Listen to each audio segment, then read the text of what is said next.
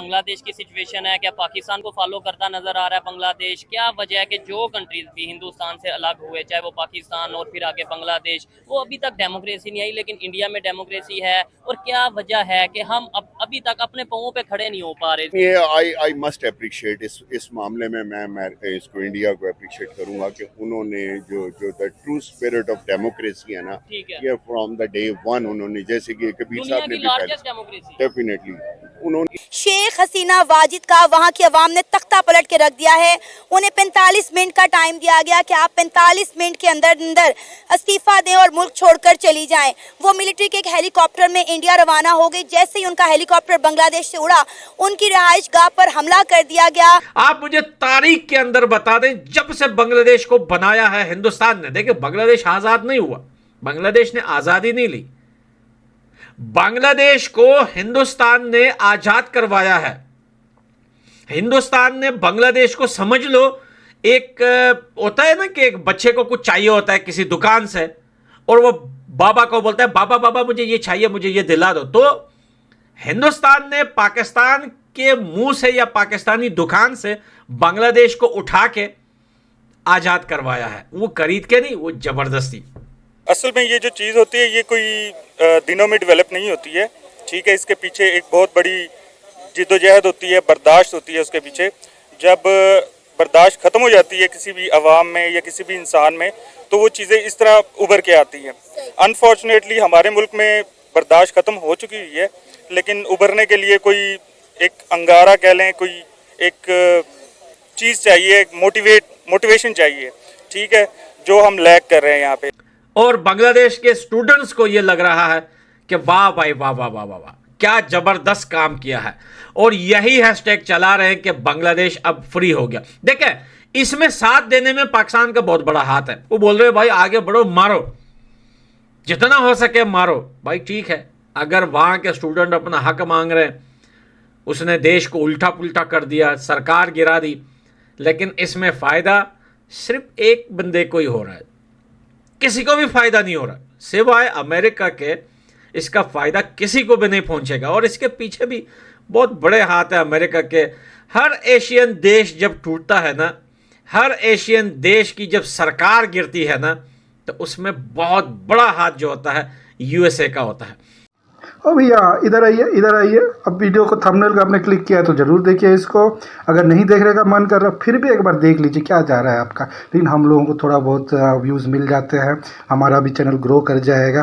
लेकिन जो चीज़ दिखा रहे हैं वो तो, इसके ऊपर जो रिव्यू जा रहा है इसको थोड़ा सा आप लाइक कर दीजिएगा, शेयर कीजिएगा, सब्सक्राइब कर दीजिएगा, थोड़ा प्रोत्साहन मिलेगा। लेकिन वीडियो बहुत मज़ेदार है, लास्ट तक देखिएगा। लेकिन जो आज हुआ ना तो शायद किसी बड़ी सुपर पावर ने सोचा होगा, और ना ही शायद शेख हसीना ने कभी सोचा होगा कि उसको अपनी 20 साला हुकूमत छोड़ के भागना पड़ेगा इंडिया के अंदर। अगर इंडिया की बात करें तो इंडिया मीडिया इस खबर को बहुत अच्छे से जो है नशर कर रहा है।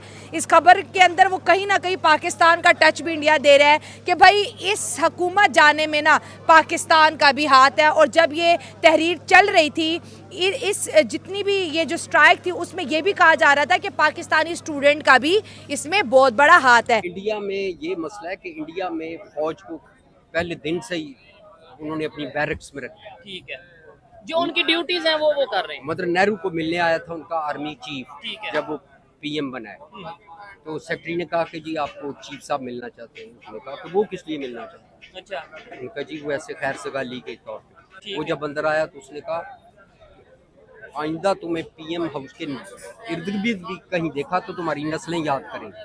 हिंदुस्तान को लेकर बांग्लादेश के लोगों के दिलों में, स्पेशली जो यंग जनरेशन है, बहुत सारा जो है हेट हुआ करता था, नफरत करते हैं वो हिंदुस्तान से। हिंदुस्तान को हर फील्ड में वो लोग ट्रोल करते हैं।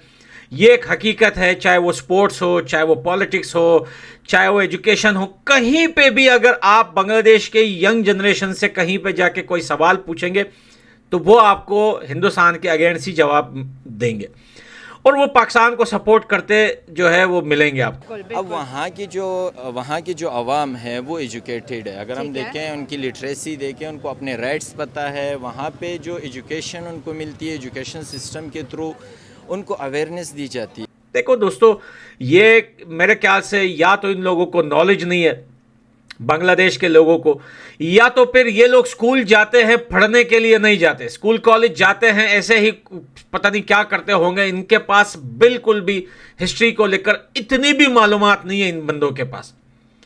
हिंदुस्तान ने हमेशा जब भी बांग्लादेश की सरकार पे तंगी आई है, प्रॉब्लम्स आए हैं, तो हिंदुस्तान की सरकार ने यह नहीं बोला कि हम आपका हाथ पकड़ रहे हैं, उन्होंने खुद हिंदुस्तान का हाथ थामा है और कहा है कि please help me, help us.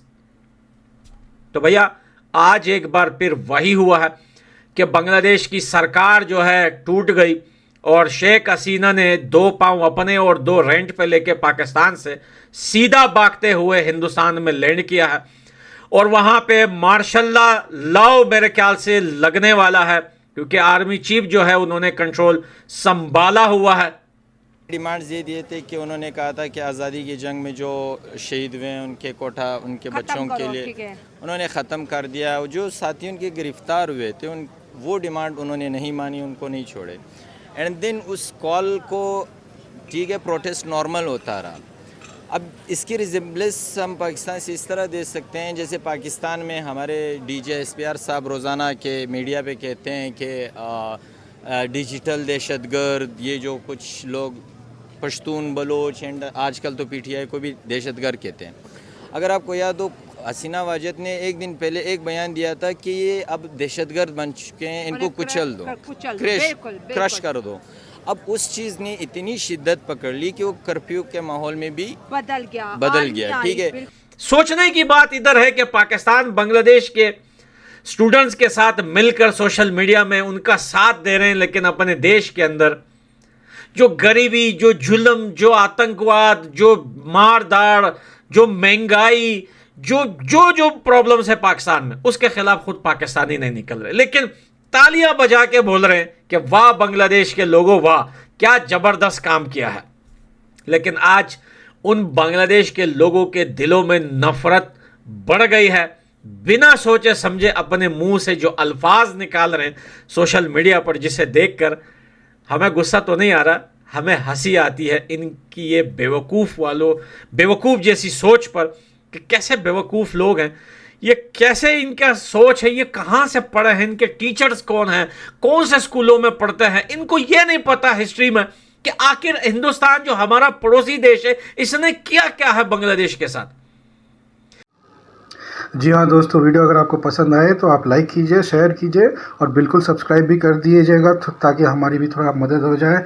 और जो इनका चैनल है उनको भी आप जाके सब्सक्राइब कर दीजिएगा जिस पे हम लोग रिव्यू दे रहे हैं। जय हिंद, जय भारत, वंदे मातरम।